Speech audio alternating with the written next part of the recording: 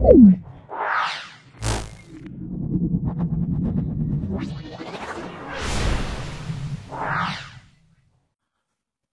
আমরা central girls higher secondary school solve করছি।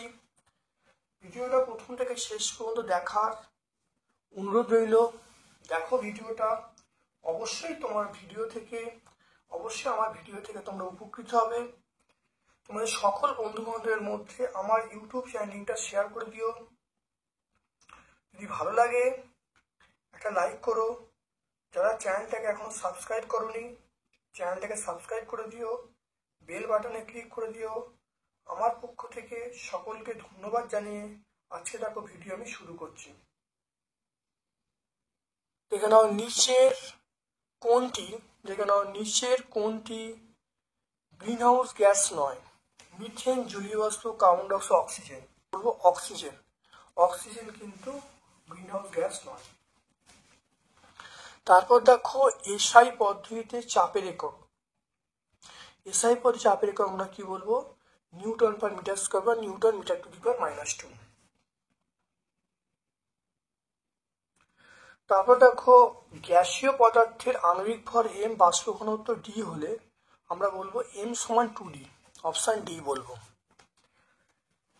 কোনটির ওপর ধাতুর পরিবাহিতাঙ্ক নির্ভর করে? অপশন সি বলবে। ধাতুর পরিবাহিতাঙ্ক নির্ভর করে ধাতুর প্রকৃতির উপরে। আলোককেন্দ্র এবং ফোকাসের মধ্যে বস্তু রাখলে, একটি পাত্র লেন্সের আলোককেন্দ্র এবং ফোকাসের মধ্যে বস্তু রাখলে প্রতিবিম্বের প্রকৃতি কেমন হবে?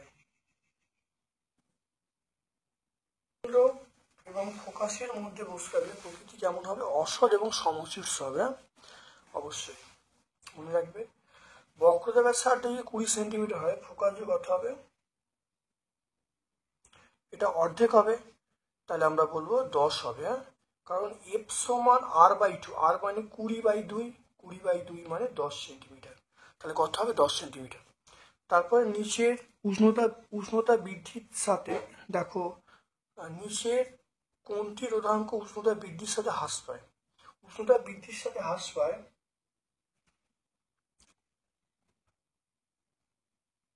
সেটা আমরা বলবো অর্ধপরিবাহী। গৃহস্থলীর ফিউজটা কোন তারের সঙ্গে যুক্ত থাকে? আমরা বলবো অপশন সি বলবো লাইট তারের সঙ্গে। রেডিয়াম থেকে একটা আলফা কণা যদি বেরিয়ে যায়, গেলে আমরা বলবো রেডন হবে। আর রেডিয়াম থেকে আলফা কণা বেরিয়ে গেলে ভর সংখ্যা 4 কমবে, তাহলে ভর সংখ্যা 4 কমবে 222। প্রোটন সংখ্যা 2 কমবে, মানে ছিল 88, তাহলে 86 হবে, তাহলে রেডন হবে। কোনটির পারমাণবিক ব্যাসার্ধ সর্বাধিক?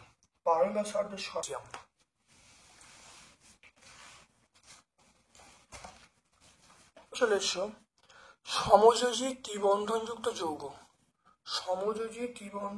যৌগ আমরা অ্যাসিটিলিন বলবো, C2H2 আমরা বলবো। তারপর চলে এসো তড়িৎ বিশ্লেষণের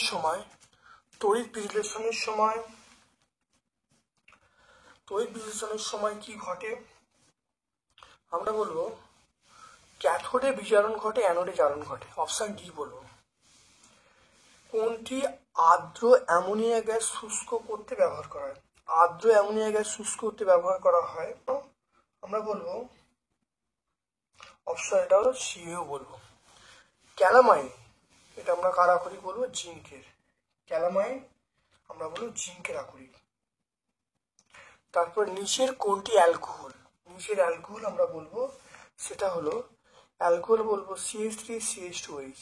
অ্যালকোহল হলো CH3CH2OH, এটা অ্যালকোহল। তারপর দেখো ইউভি রশ্মির প্রভাবে ক্লোরোফ্লোরোকার্বন থেকে নির্গত কোন পরমাণু ওজোন স্তরকে অক্সিজেনে বিয়োজিত করে? এটা আমরা বলবো সক্রিয় ক্লোরিন। শুধু ক্লোরিন বলতে পারো, কিন্তু সক্রিয় ক্লোরিন পরমাণু। স্ট্র্যাটোস্ফিয়ারে উচ্চতা বৃদ্ধির সঙ্গে সঙ্গে উষ্ণতা বাড়ে না কমে? এটা হলো স্ট্র্যাটোস্ফিয়ারে কিন্তু বাড়ে, উচ্চতা বৃদ্ধি পায়। বায়ুমণ্ডলে যে স্তরটি রেডিও তরঙ্গ প্রতিফলিত করে তার নাম হলো থার্মোস্ফিয়ার। হ্যাঁ, এটা বলবো থার্মোস্ফিয়ার। রেডিও তরঙ্গ থার্মোস্ফিয়ার বা আয়নোস্ফিয়ার বলতে পারি। চার্লসের সূত্র অনুসারে স্থির চাপে কত ডিগ্রি তাপমাত্রা গ্যাসের আয়তন শূন্য হয়? তো মাইনাস 273°C। অ্যাভোগাড্রোর সূত্রে অণুগুলির আয়তন গণ্য করা হয়। দেখে নাও স্থির উষ্ণতা ও চাপে নির্দিষ্ট কোনো গ্যাসের স্থির উষ্ণতা ও চাপে কোনো গ্যাসের আয়তন গ্যাসটির মোল সংখ্যার সঙ্গে সমানুপাতিক। যে আয়তন অ্যাভোগাড্রোর সূত্রে উল্লেখিত আয়তন অধিকৃত অঞ্চলের আয়তন, যার সঙ্গে গ্যাস অণুগুলির আয়তনের কোনো সম্পর্ক নেই। তাহলে আমরা কি বলবো? মিথ্যা বলবো। এটা বলো মিথ্যা।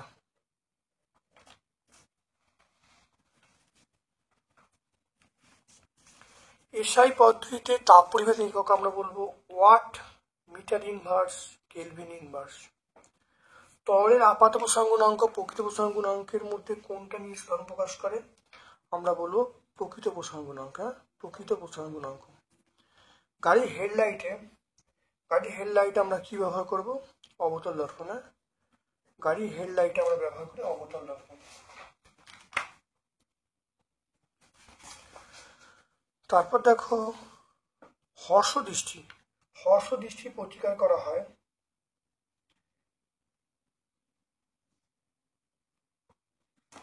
গাড়ির হেডলাইটে।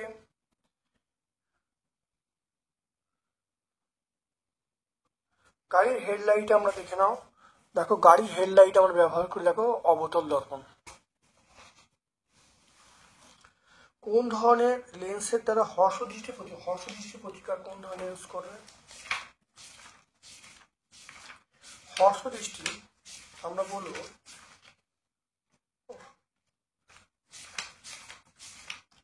হর্ষ দৃষ্টিটাকে প্রতিকার করবে দেখো আমরা বলবো অবতল লেন্স। এটা অবতল। হর্ষ দৃষ্টি প্রতিকার করবে অবতল লেন্স।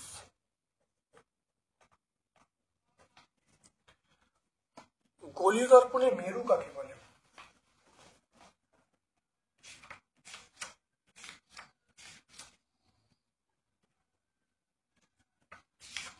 দেখো গোলীয় দর্পণে মেরু অর্থাৎ গোলীয় দর্পণের মধ্যবিন্দুকে গোলীয় দর্পণে মেরু বলে। Page number 35। ফিউজ তারের বৈশিষ্ট্য কি?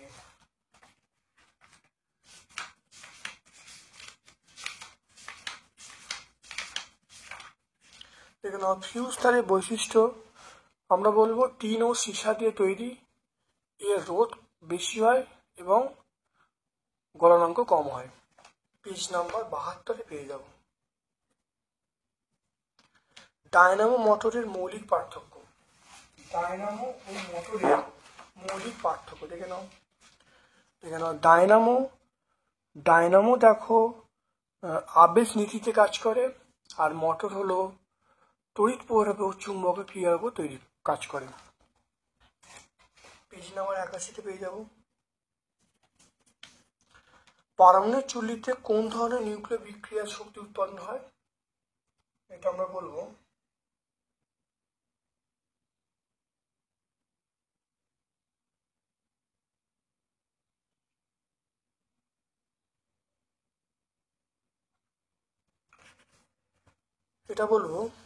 পারমাণবিক চুল্লিতে কোন ধরনের নিউক্লিয় বিক্রিয়া শক্তি উৎপন্ন হয়? আমরা নিউক্লিয় বিভাজন বলবো।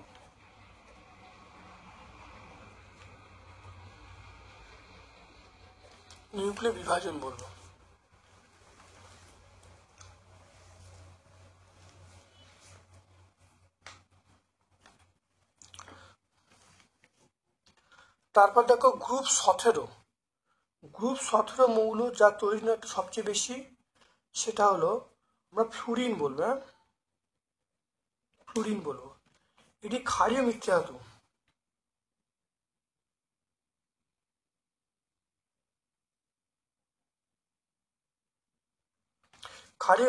আমরা ম্যাগনেসিয়াম বলবো। একটি ধাতু যেটিকে অক্সাইড কার্বন বিয়োজন পদ্ধতিতে প্রস্তুত করা হয়।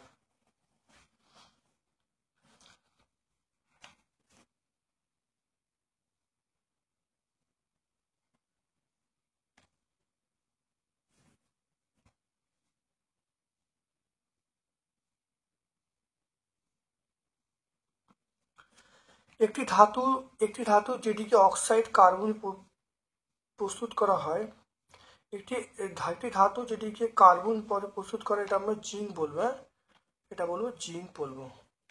তারপর দেখো ব্রোঞ্জে উপস্থিত, ব্রোঞ্জ আমরা বলবো এসএন।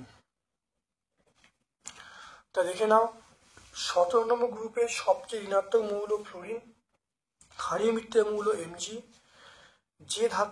একটি ধাতু যেটিকে অক্সাইডে কার্বন পদ্ধতিতে প্রস্তুত করা হয় আমরা জিঙ্ক বলবো, আর ব্রোঞ্জে উপস্থিত আমরা এসএন বলবো।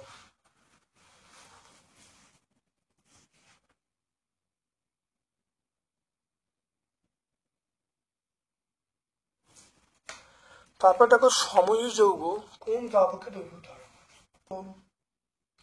অধ্রুবীয় দ্রাবকে, অধ্রুবীয় দ্রাবকে, অধ্রুবীয় দ্রাবকে দ্রবীভূত হয়।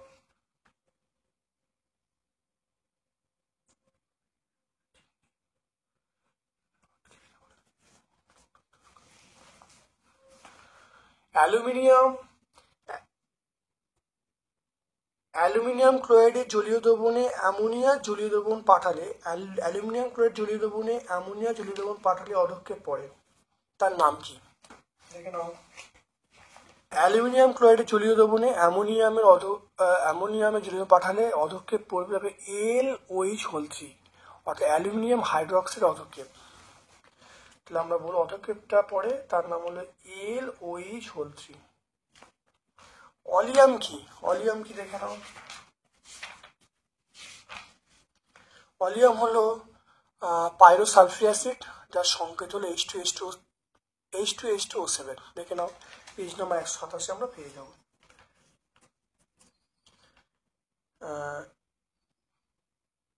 NH4, তারপরে NH4NO2 কে উত্তপ্ত করলে কি উৎপন্ন হয়?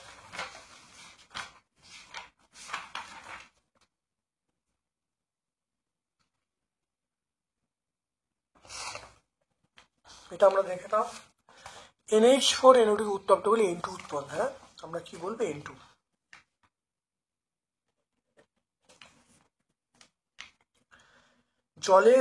জলের মধ্যে কোন আয়নের উপস্থিতি মরছে পড়া ত্বরান্বিত করে? জলের মধ্যে মরছে পড়া ত্বরান্বিত Cl- বলবো, বা আমরা বলবো SO4 2-। তাহলে Cl- SO4 2-। ইনভারি উপাদান, দেখে না, ইনভারি উপাদান লোহা বলবো, নিকেল বলবো, কার্বন বলবো। গ্যালভানাইজেশন কাকে বলে?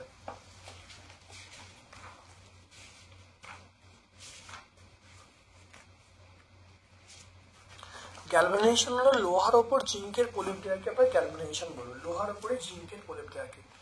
সিএনজি বলতে কি বোঝো? এখানে সিএনজি হলো একটা প্রাকৃতিক গ্যাস, যার ফুল ফর্ম হলো কম্প্রেসড ন্যাচারাল গ্যাস, আর মূল উপাদান মিথেন। 140 পেজ আমরা পেয়ে যাব, পেজ নাম্বার 140-এ পেয়ে যাব। কাঁচা ফল পাকাতে আমরা ব্যবহার করি ইথিলিন, ব্যবহার করি C2H4, ইথিলিন ব্যবহার করি। বায়োডিগ্রেডেবল প্রাকৃতিক পলিমার, এটা বলবো সেলুলোজ। কি বলবো? সেলুলোজ। বায়োডিগ্রেডেবল প্রাকৃতিক পলিমার সেলুলোজ বলবো, প্রোটিন বলবো, এগুলো বায়োডিগ্রেডেবল প্রাকৃতিক পলিমার সেলুলোজ। তারপর দেখো গ্রুপ সি এর প্রশ্ন, বিশ্ব উষ্ণায়ন কাকে বলে?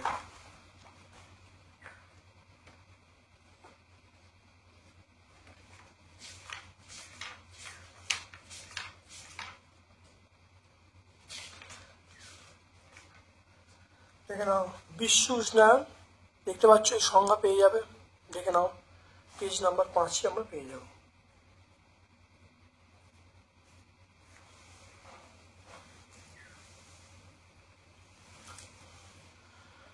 এখানে দেখে নাও এই দুটো অঙ্ক, অবশ্যই সলভ করা হয়েছে, তোমরা ভিডিওগুলো সব দেখবে, নেবে অঙ্ক পুরো কমন অঙ্ক, বহু পরিচিত অঙ্ক, অনেকবার হয়েছে, খুব ভালো করে দেখবে। যদি অসুবিধা হয় অবশ্যই কমেন্ট সেকশানে কমেন্ট করবে, আমি শর্টস আকারে শর্ট ভিডিওতে পাবলিশ করে দেবো। লঘু মাধ্যম থেকে ঘন মাধ্যমে আলোকরশ্মির চ্যুতি কোণে, লঘু মাধ্যম থেকে ঘন মাধ্যমে আলোকরশ্মির প্রতিসরণের চ্যুতি কোণ নির্ণয় করতে বলছে।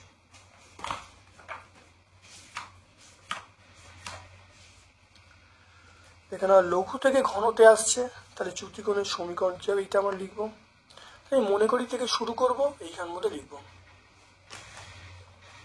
Page number 42।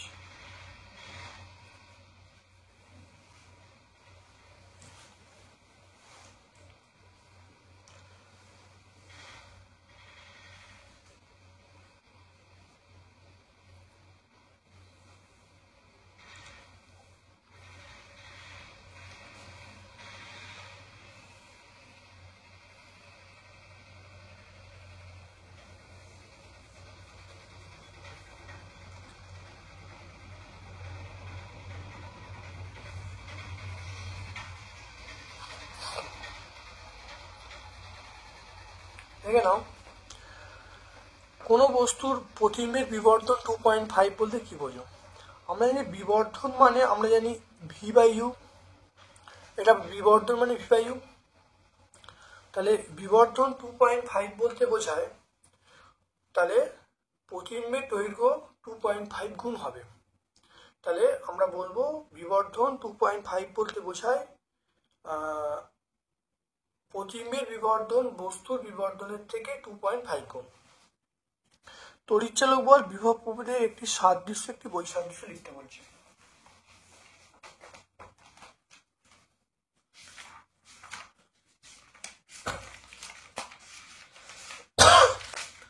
তড়িৎচালক বিভব প্রভেদ সাদৃশ্য, প্রথম দেখো বৈসাদৃশ্য। তড়িৎচালক বল হলো কারণ, বিভব প্রভেদ হলো ফল, এটা হলো আমরা বলবো বৈসাদৃশ্য। সাদৃশ্য কি? উভয়ের একক হলো ভোল্ট, তড়িৎচালক বলের একক হলো ভোল্ট আর বিভব প্রভেদ একক হলো ভোল্ট, অবশ্যই এসআই পদ্ধতিতে। তারপর দেখো সমযোজী ও তড়িৎযোগের পার্থক্য।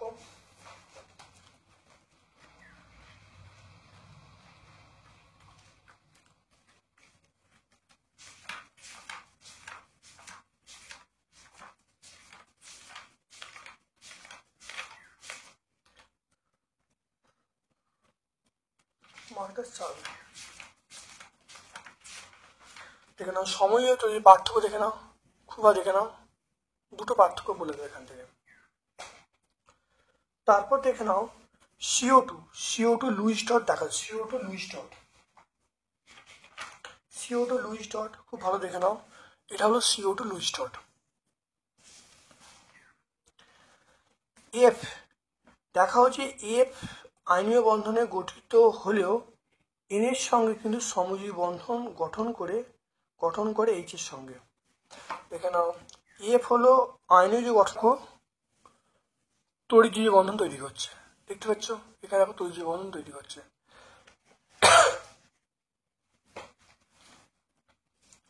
এরপর দেখো H2 শুষ্ক হতে পোড়া চুন ব্যবহার করা হয় না কেন?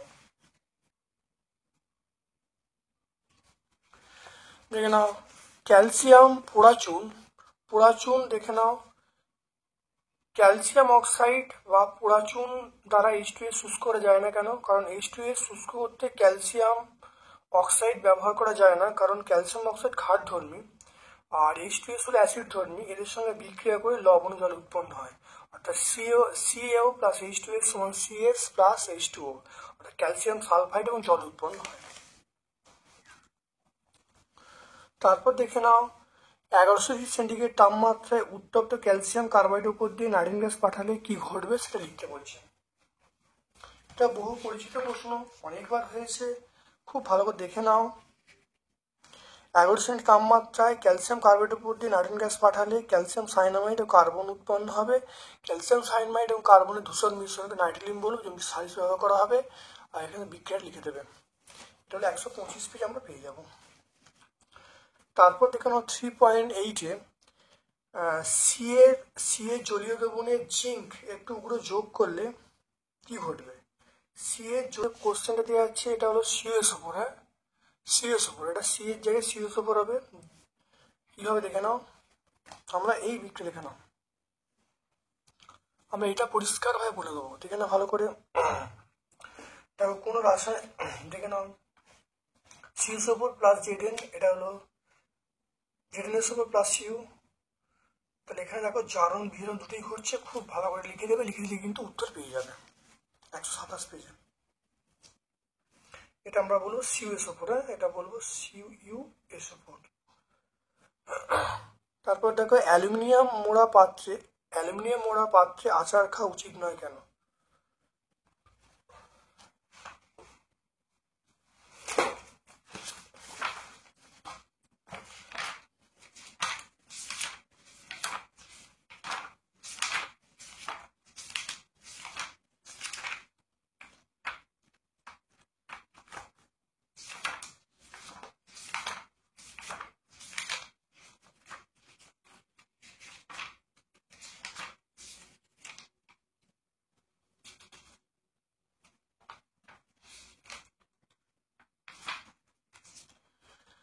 দেখে নাও অ্যালুমিনিয়াম মোড়া পাত্রে, দেখো অ্যালুমিনিয়াম পাত্রে আচার খাওয়া উচিত নয় কেন?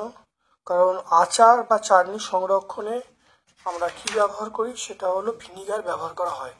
ভিনিগার হলো অ্যাসিটিক অ্যাসিডের মিশ্রণ, এটা অ্যাসিটিক অ্যাসিডে অ্যালুমিনিয়ামের সঙ্গে বিক্রিয়া করে অ্যালুমিনিয়াম ঘটিত লবণ উৎপন্ন করে, যা মানবদের পক্ষে অত্যন্ত ক্ষতিকারক।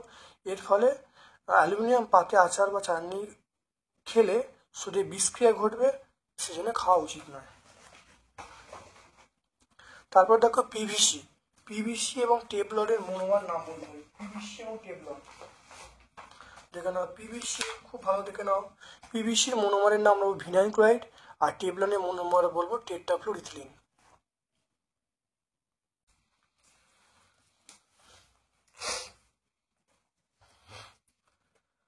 তারপর দেখো মোলার আয়তন কাকে বলে? বাস্তব গ্যাসের মোলার আয়তন কাকে বলে? বাস্তব গ্যাসের আদর্শ গ্যাসের বিচ্যুতির কারণগুলো উল্লেখ করতে বলছে। মোলার আয়তন অনেকবার হয়েছে, অর্থাৎ এসটিপিতে 1 মোল পরিমাণ গ্যাসের আয়তনকে মোলার আয়তন বলে। আর বিচ্যুতির কারণগুলো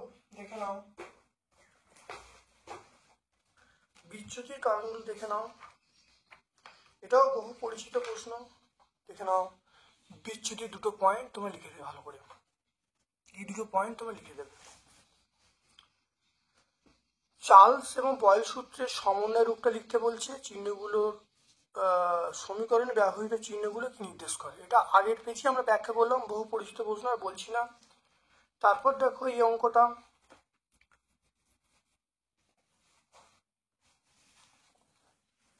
দেখে নাও 4.2, 36 গ্রাম ম্যাগনেসিয়ামের, দেখে নাও 36 গ্রাম ম্যাগনেসিয়ামের লঘু হাইড্রোক্লোরিক অ্যাসিডের বিক্রিয়া কত গ্রাম ম্যাগনেসিয়াম ক্লোরাইড এবং হারিন উৎপন্ন হবে? দেখে নাও,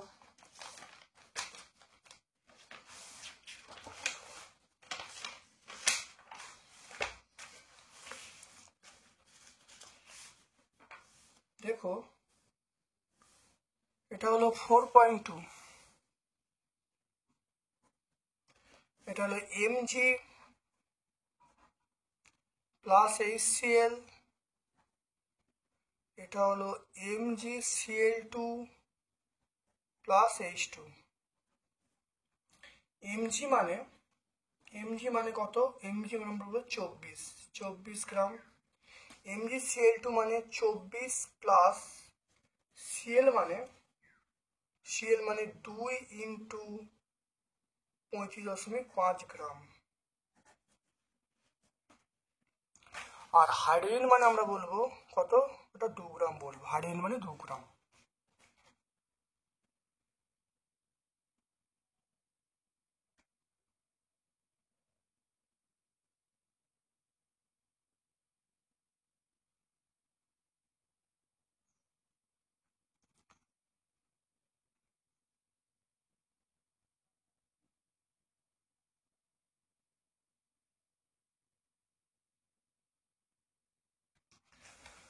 তাহলে এটা করলে হবে দেখো 95 গ্রাম, দেখতে পেলে। এরপর চলে এসে অঙ্কটায়, দেখো অঙ্কটায় বলা আছে 36 গ্রাম ম্যাগনেসিয়াম থেকে কত গ্রাম ম্যাগনেসিয়াম ক্লোরাইড পাওয়া যাবে আর কত গ্রাম হাইড্রোজেন পাওয়া যাবে দেখে নাও। তাহলে 24 গ্রাম ম্যাগনেসিয়াম থেকে ম্যাগনেসিয়াম ক্লোরাইড পাওয়া যায় 95 গ্রাম। 1 গ্রাম ম্যাগনেসিয়াম হাইড্রোজেন পাওয়া যায়, তাহলে 95/24। আর এখানে কত বলা আছে? বলা আছে 36 গ্রাম।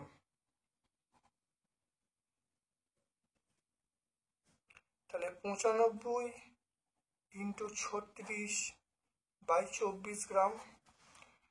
এটা করে কত হচ্ছে দেখো, কাটলে 2, এটা কাটলে 3,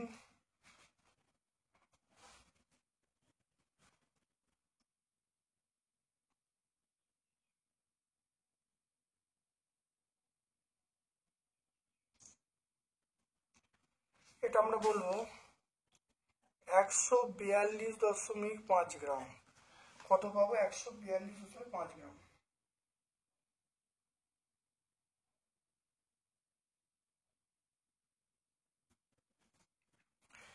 তারপরে দেখো এখানে দেখো না, হাইড্রোজেন কত পাওয়া যাচ্ছে? 2 গ্রাম পাওয়া যাচ্ছে। তাহলে 24 গ্রাম থেকে 2 গ্রাম, তাহলে 24 গ্রাম mg থেকে হাইড্রোজেন পাওয়া যায় 2 গ্রাম।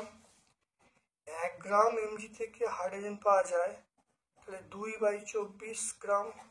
আর কত? 36 কত বলা আছে? কোশ্চেনে বলা আছে 36 গ্রাম। 36 গ্রাম mg থেকে হাইড্রোজেন পাওয়া যায়, তাহলে 2 × 36/24। যদি কাটাকুটি করি, এটা 12, এটা করলে 3, তাহলে আমরা কত পাবো? 3 গ্রাম।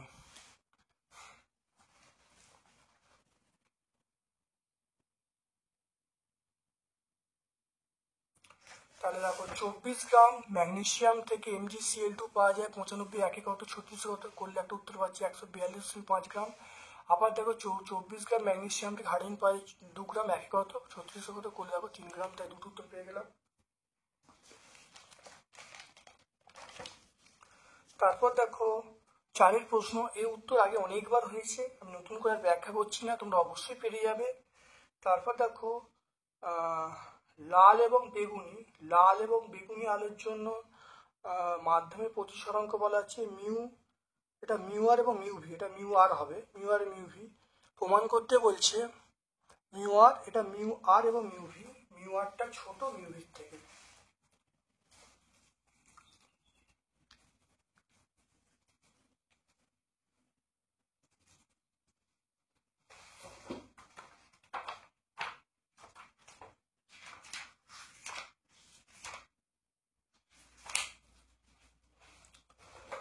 দেখে নাও এটা 4.4, দেখে নাও 4.4টা দেখে নাও কি করে হবে। 4.4 আমরা জানি মিউ সমান c/v, আমরা জানি, এটা আমরা জানি মিউ সমান c/v।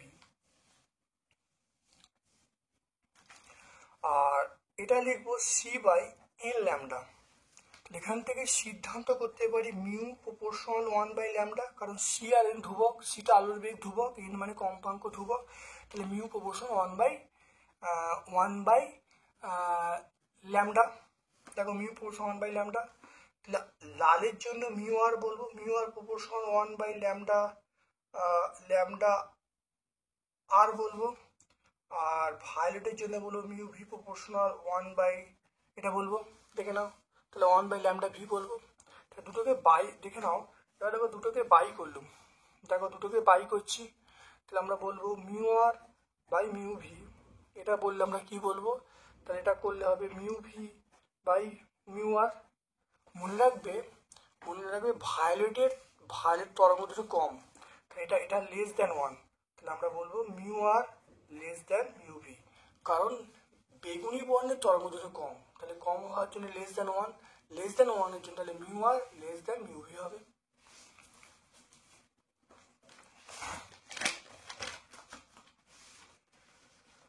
তারপর দেখো বিবর্ধক, দেখে নাও বিবর্ধক কাঁচ হিসেবে উত্তল লেন্সের চিত্র। এটা বহুবার হয়েছে। দিনের বেলা আকাশকে দিনের বেলা সূর্যের আলোতে জবা ফুল কেমন দেখায়? যে দিনের বেলা সূর্যের আলোতে জবা ফুল লাল দেখায় কেন?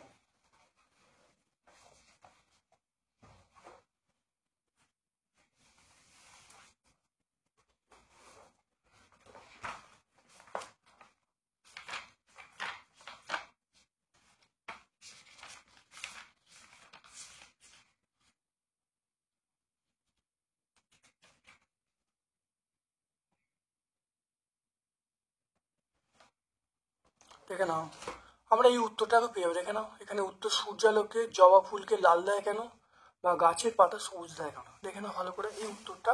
আমরা হয়েছে, মানে মধ্যশিক্ষা পর্ষদ থেকে যে টেস্ট পেপার তোমরা পেয়েছো, স্কুল থেকে যে টেস্ট পেপার পেয়েছো, এরা এই উত্তরটা আমরা ব্যাখ্যা করছিলাম। তারপর চলে এসো এই অঙ্কটা অবশ্যই সলভ করা হয়েছে, খুব ভালো করে দেখবে, প্রত্যেকটা ভিডিও দেখলে অবশ্যই উত্তর পাবে। এগুলো সব পরিচিত অঙ্ক, সেই জন্য আমি তোমাদের না করিয়ে চলে যাচ্ছি। এগুলো সলভ করা, এই অঙ্কগুলো সব সলভ করা অঙ্ক। যদি অসুবিধা হয় অবশ্যই কমেন্ট সেকশনে দাগ নাম্বার দিয়ে কমেন্ট করবে, আমি শর্টস আকারে ভিডিও আপলোড করে দেবো। তারপর দেখো এই অঙ্কটা, এটাও কিন্তু খুব পরিচিত অঙ্ক। এই তিনটে অঙ্ক, একটা অঙ্ক, এগুলো বিগত পেজে আমি কিন্তু সলভ করে পুরো ফুললি সলভ করে দিয়েছি। তারপর দেখে নাও 4.7, তড়িৎচুম্বকীয় আবেশ সংক্রান্ত ফ্যারাডের সূত্র এবং পরিবর্তী প্রবাহ কাকে বলে?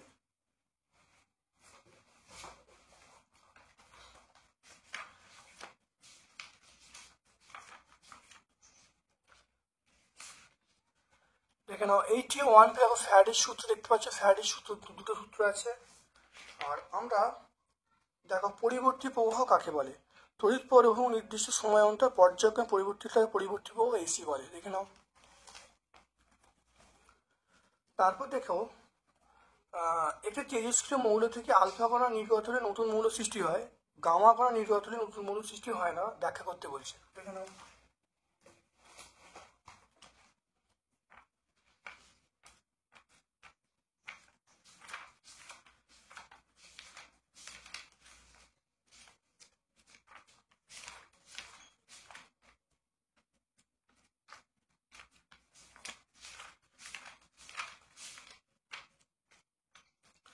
দেখে নাও, যখন কোনো তেজস্ক্রিয় মৌল থেকে আলফা কণা নির্গত হবে তখন তেজস্ক্রিয় মৌলের ভর সংখ্যা 4 কমবে, প্রোটন সংখ্যা 2 কমবে। দেখে নাও, দেখো ভর সংখ্যা 4 কমছে, প্রোটন সংখ্যা 2 কমবে।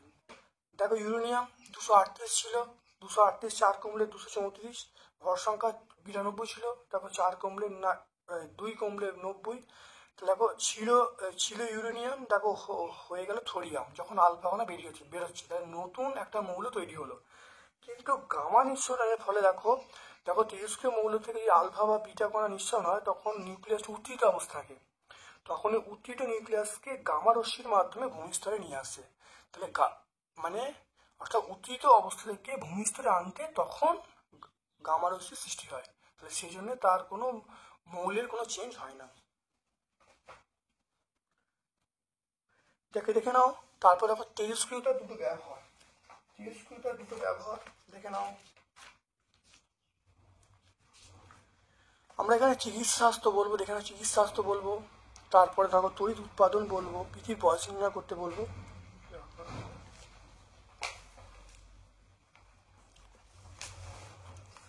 তারপর দেখো চলে এসো এ বি সি তিনটে মৌল,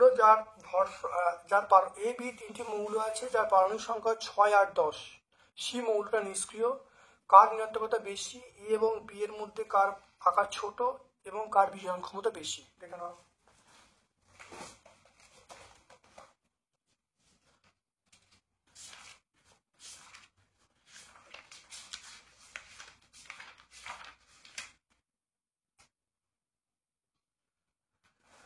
দেখে নাও পুরো সম্পূর্ণ প্রশ্নটা এখানে আছে, দেখে নাও, ফুললি সলভ করা, খুব ভালো দেখে নেবে। এই প্রশ্ন আগেও কিন্তু ব্যাখ্যা করেছি, আগেও তোমরা পড়েছিলে, আবার নতুন করে দেখে নাও। এই প্রশ্নটা রিপিটেশন মানে এই প্রশ্নটা কিন্তু টেস্ট পেপারে বা বিভিন্ন পেজে বারবার পড়ছে, খুব ইম্পর্টেন্ট প্রশ্ন, ভালো করে করবে কিন্তু। এটা আমরা সহায়িকায় আমরা বলবো 359 পেজে তোমরা পেয়ে যাবে। তৈল লেপন দেখে নাও, তৈল লেপন কাকে বলে? তামার চামচের ওপর রূপোর তৈরি দিতে হলে ক্যাথোড কি ব্যবহার করবে? তৈল লেপন কাকে বলে দেখে নাও। প্রথম চলে এসো, তড়িৎ লেপন কাকে বলে দেখে নাও। অপেক্ষিত বেশি সক্রিয় ধাতুর উপর কম ধাতুর প্রলেপ দেওয়াকে আমরা তৈল লেপন বলবো। দেখতে পাচ্ছ এখানে বলা আছে তামার চামচের উপর রূপোর প্রলেপ দিতে হলে ক্যাথোড আমরা ব্যবহার করব। তাহলে যার উপর দেবে সেটা ক্যাথোড, তাহলে তামাটা হবে ক্যাথোড। তারপর দেখে নাও, পরীক্ষাগারে N2 প্রস্তুতির রাসায়নিক দ্রব্য সমীকরণ বলতে বলছে। দেখে নাও N2 প্রস্তুতি, দেখে নাও N2 প্রস্তুতি দেখে নাও। N2 প্রস্তুতি কি লাগবে? সোডিয়াম নাইট্রাইড লাগবে, অ্যামোনিয়াম ক্লোরাইড লাগবে। আর সমীকরণ দেখো, দুটো ধাপে, এই একটা সমীকরণ লিখবে, দুটো সমীকরণ তুমি লিখতে হবে। অ্যামোনিয়ার জলীয় দ্রবণে লিটমাসের বর্ণ কি হবে? অ্যামোনিয়ার জলীয় দ্রবণে লিটমাসের বর্ণ মনে রাখবে, লালটা নীল হবে। তাহলে অ্যামোনিয়ার জলীয় দ্রবণে লিটমাসের বর্ণ কি হবে? লালটা নীল হবে।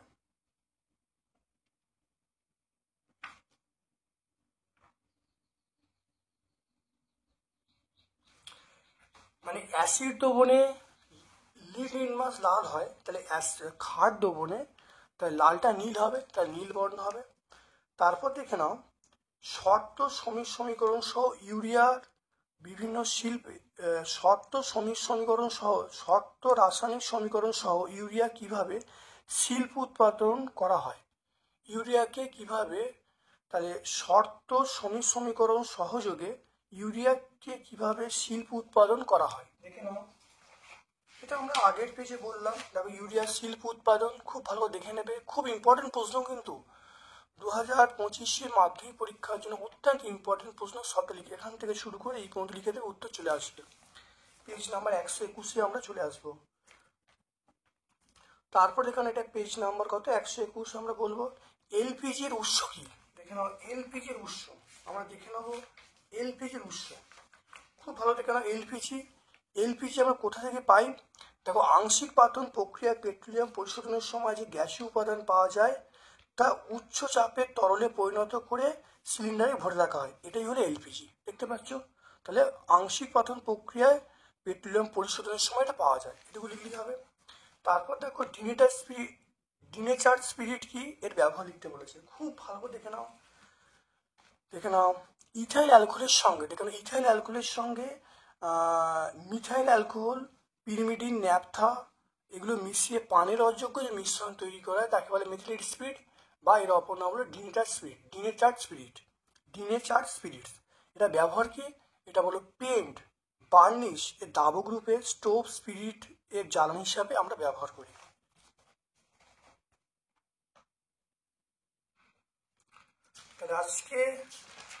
আজকে আমরা তাহলে 15তম